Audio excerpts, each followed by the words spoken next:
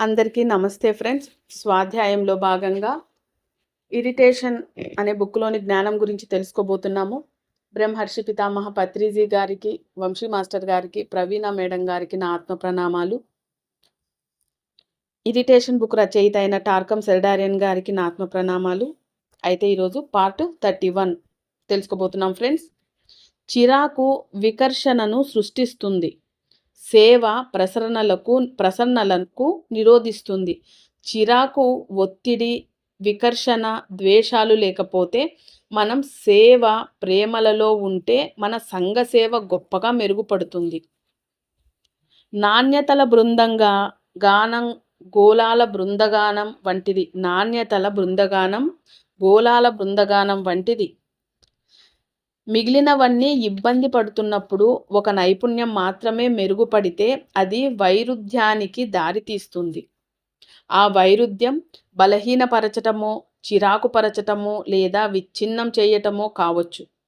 నాణ్యతలలో సమతుల్యత చైతన్యంలో గొప్ప ఒత్తిడితో ఏర్పడుతుంది. కాపరి గొర్రెల మందను జాగ్రత్తగా కాసినట్లు మనిషి రోగగ్రస్తమైన నాణ్యతను స్వస్థపరుచుకోవాలి. పిల్లలు తేలికగా చిరాకును ఆకర్షిస్తారు. అది కొనసాగితే వారి జీవితాలు నాశనమవుతాయి. అందుకే కొన్ని సమూహాలలో బోధకులు చాలా జాగ్రత్తగా ఎంపిక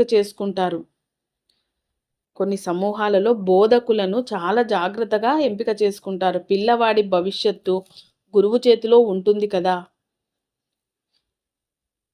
బోధకుడు చిరాకు, అసహనాలతో ఉంటే పిల్లలు వాటి నుంచి స్వస్థత పొందడానికే సమయం వెచ్చించాలి. భయానక సమయం దగ్గరవుతోంది. ఇప్పటికే వెల్లడైన మెరుపులను గ్రహించకపోతే రాబోయే అగ్నికీలల సందేశాల పట్ల ఎరుక పొందలేదు. దాని గురించి తెలిసిన మనం మన అంతరాగ్నిని వెంటనే మార్పు చెందించి రాబోతున్న అగ్ని తుఫాన్ను పూర్తిగా గ్రహించాలి. ఇది మాత్రమే యుద్ధాన్ని నిశ్చలపరిచి అధిష్టాన కాంతిని చేరువ చేసి కలశాన్ని నింపుతుంది. కనుక మనం మన శక్తులన్నింటినీ మార్పు చేసుకుందాం. మనం అత్యంత మొండి శక్తి నుంచి ఆరంభించాలి. అది అహం. ఆ రాక్షసి తోక స్వార్థం, స్వీయ వంచన, అధికారంపై ప్రేమ, స్వీయ ప్రేమ, చిరాకు, త్వరగా కోపగించుకోవటం, భయం, సందేహం మొదలైనవి. స్థిరత్వంతో, ఐక్యతతో మనం వాటిని స్థానభ్రంశం చెందించాలి.